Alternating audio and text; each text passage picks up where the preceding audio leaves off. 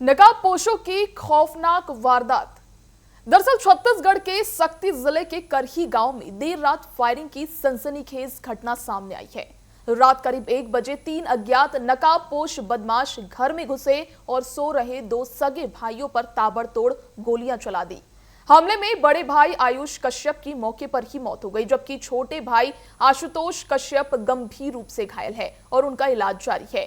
घटना के बाद पूरे इलाके में दहशत का माहौल है। पुलिस ने मामला दर्ज कर आरोपियों की तलाश शुरू कर दी है। बड़ी खबर आपको बता रहे हैं, जहां छत्तीसगढ़ के सक्ती जिले से ये पूरी घटना सामने आई है। इस घटना के बाद पूरे इलाके में दहशत का माहौल है। वहीं पुलिस इस पूरे मामले की तलाश में जुट चुकी है। आपको बता दें, करही में डबल शूटआउट की घटना सामने आई है। दिन दहाड़े गोलियां चलाई गई, जहां हमले में बड़े भाई आयुष कश्यप की मौके पर मौत हो गई, जबकि छोटे भाई आशुतोष कश्यप गंभीर रूप से घायल है। उनका इलाज जारी है। वहीं इस घटना से इलाके में हड़कंप मचा हुआ है। रात करीब 1 बजे की ये पूरी घटना बताई जा रही है, जहां करही गांव की ये घटना सामने आई है, जहां एक भाई को गोली मार दी गई, वहीं दूसरा भाई अभी भी घायल है। वहीं पुलिस लगातार जांच में जुट चुकी है। ये पूरी घटना रात 1 बजे की बताई जा रही है। जिले के करही में देर रात फायरिंग की गई। ये घटना सनसनी बनी हुई है लगातार, जिससे लोगों में राहत की तो कोई बात है नहीं, लेकिन वहां के लोगों में अफरा तफरी मची हुई है। लोग अभी भी बाहर निकलने में डर रहे हैं। ये घटना जो सामने आई है, ये वाकई एक सनसनीखेज घटना है, जहां रात करीब 1 बजे ये घटना हुई है। अज्ञात नकाबपोश बदमाश घर में घुसे और ताबड़तोड़ गोलियों से हमला कर दिया। आपको बता दें, हमले में बड़े भाई आयुष कश्यप की मौके पर मौत हो गई, जबकि छोटे भाई आशुतोष कश्यप गंभीर रूप से घायल और उनका इलाज जारी है। घटना के बाद पूरे इलाके में दहशत का माहौल है। पुलिस ने मामला दर्ज कर आरोपियों की तलाश शुरू कर दी है।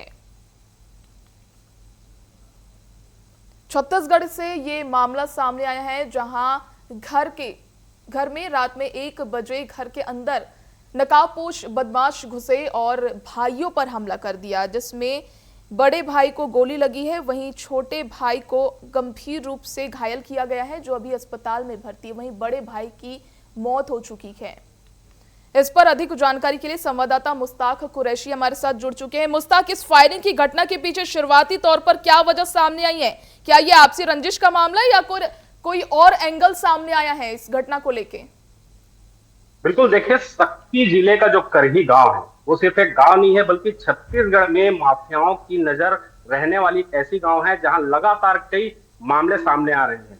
इसी मामले की बात करें तो जिस प्रकार से घर में सोते हुए 2 लोगों के घर में घुस करके फायरिंग करके गोली मार दी जाती है, तो ये सिर्फ पुलिस विभाग की कार्यशैली पे सवाल खड़े नहीं करता है, बल्कि जो आपराधिक तत्व है उनके अंदर पुलिस को लेकर के कितना भय है वो भी दिखाता है। साथ ही अगर आप जिस तरीके से इस घटना को अगर मैं जोड़ने की बात करूं तो बीते सितंबर 2025 को पहली बार करही में वहां के जो उप सरपंच हैं महेंद्र बघेल जो थे उस समय, उनकी हत्या कर दी जाती है। और वो मामला जो होता है करही के रेत माफियाओं के रेत के लेन देन की पूरी घटना के कारण ये हत्या होती है। उसके कुछ ही दिन बाद फिर से 2 लोगों को जहर देकर के मार दिया जाता है, और वो घटना भी कहीं ना कहीं रेत से जुड़ी हुई होती है। इस बार भी जिस तरह से ये जिसकी अभी हत्या हुई है, जिसको गोली मारी गई है, उसका भी जो बैकग्राउंड है वो रेत के लेन देन से जुड़ा हुआ है। ऐसे में संभावनाएं जताई जा रही है कि ये मामला भी कहीं ना कहीं रेत के लेन देन से जुड़ा हो सकता है। और वहीं इस पूरे मामले की बात करूं तो ये ऐसा होने की संभावना हम पहले ही कह रहे थे कि जिस प्रकार से करही में अवैध रेत का उत्खनन भारी मात्रा में चलता है, जिसको लेकर के प्रशासन जो है कड़ा रुख अपना नहीं पा रहा है, वहां अवैध रेत उत्खनन को बंद नहीं करा पा रहा है, तो कहीं ना कहीं एक वर्चस्व की लड़ाई जो है सक्ती जिले के करही में देखी जाती है कि रेत का माफिया बनने का एक वर्चस्व का जंग जो है इस समय करही में चल रहा है। और यही कारण हो सकते हैं कि लगातार करही से जो हत्याओं की जो संख्या है उसमें इजाफा हो रहा है, और वहां माफियाओं का जो राज है वो बढ़ता जा रहा है। तो कहीं ना कहीं ना सिर्फ माफिया बल्कि जो प्रशासन है, जो जिम्मेदार है, वो भी इसमें कहीं ना कहीं इन पे नियंत्रण नहीं रख पा रहे हैं। कि यही वजह है कि लगातार सक्ती जिले के करही में इस तरह की घटनाएं जो है सामने आ रही है। जी मुस्ताक, देख सकते हैं कि छत्तीसगढ़ में करीब रात मतलब पुलिस देर रात भी पेट्रोलिंग करती है, लेकिन पेट्रोलिंग के बावजूद भी अगर ये घटना सामने आ रही है तो क्या इसको पुलिस की तरफ से कोई लापरवाही कह सकते हैं? देखिए, सिर्फ पेट्रोलिंग की बात छोड़ दीजिए, ये जो घटना है, इस घटना की सबसे बड़ी बात जो है कि लोग घर में सो रहे थे।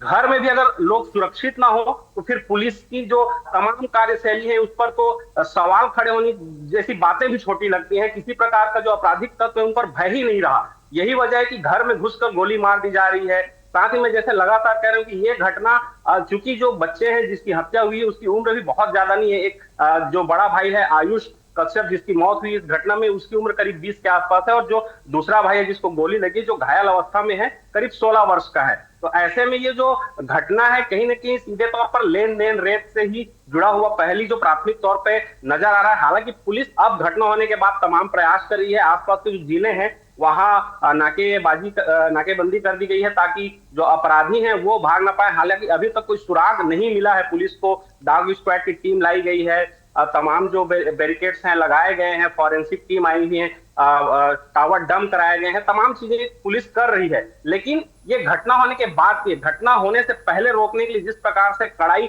शक्ति जिले में होनी चाहिए थी वो देखी नहीं जा रही है। ये वजह है कि इस तरह की घटनाएं हो रही हैं। जी बहुत शुक्रिया मुश्ताक जुड़ने के लिए और जानकारी देने के लिए। इस पर पीसीसी चीफ दीपक बैज ने क्या कुछ कहा है, आइए आपको सुनवाते हैं।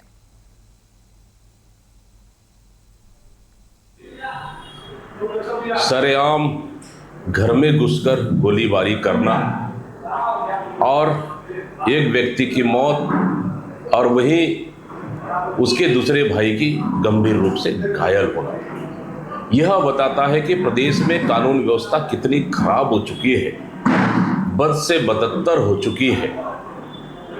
और गृह मंत्री बंगाल चुनाव में व्यस्त है।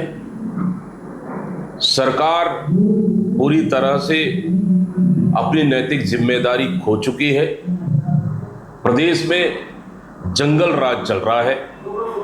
बस्तर में चाकूबाजी और अंबिकापुर में सरेआम आपराधिक घटनाएं, रायपुर सुरक्षित नहीं है, जांजगीर में सरेआम गोली। आखिर प्रदेश में हो क्या रहा है? मुख्यमंत्री जी नैतिक जिम्मेदारी ले और गृह मंत्री को तत्काल बर्खास्त करना चाहिए।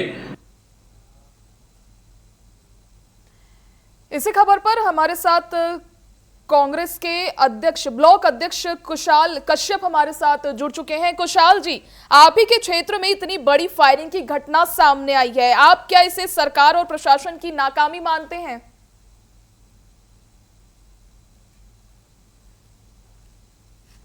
कुशाल जी, जिसमें विगत 6 महीनों में 5-6 मर्डर हो चुका है और कल भी ये मर्डर की घटना घटी है। जिन लोग नकाबपोश आए हैं और दिन दहाड़े गोली मार के हत्या कर दी है। हत्या करने के बाद उनके पिताजी को बोला कि हमने तेरे बेटे को मार दिया करके धमकी भी उनके पिताजी को दिया है। बिल्कुल ये पुलिस प्रशासन की नाकामी है और पूरा छत्तीसगढ़ बिहार जैसा प्रदेश बनने जा रहा है। यहाँ पर पूरा छत्तीसगढ़ में पुलिस प्रशासन फेल है और पूरा करही गांव में एक मर्डर का माहौल बना हुआ।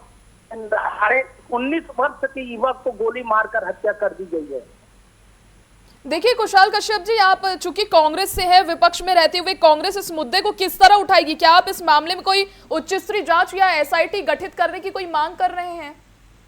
जी देखिए मैडम जी, अभी हम लोग बिर्रा जो पुलिस थाना में आता है, करी गांव बिर्रा चौक के पास हम लोग का एक धरना प्रदर्शन हुआ है। वहां पर चक्कर जाम किए थे, पुलिस प्रशासन की टीम आई हुई थी और हम लोग के साथ में हमारे क्षेत्रीय विधायक बालेश्वर साहू जी, जांजगीर चांपा के विधायक व्यास कश्यप जी उपस्थित थे और संयुक्त रूप से मांग की गई है जो दोषी है उन पर कड़ी कार्रवाई की जाए और इस मामले में निष्पक्ष जांच हो और दोषियों पर कड़ी कार्रवाई की जाए। ये हम लोग की मांग की गई है। अगर 3-4 दिनों में आरोपियों को पकड़ा नहीं जाता है तो कांग्रेस पार्टी द्वारा एक बड़ा आंदोलन आप लोगों को देखने को मिलेगा। जी बिल्कुल। कुशाल, लगातार बढ़ रही आपराधिक घटनाओं को लेकर क्या आपको लगता है कि प्रदेश में कानून व्यवस्था पूरी तरह कमजोर हो गई है, जो ये घटनाएं एक के बाद एक आती जा रही है?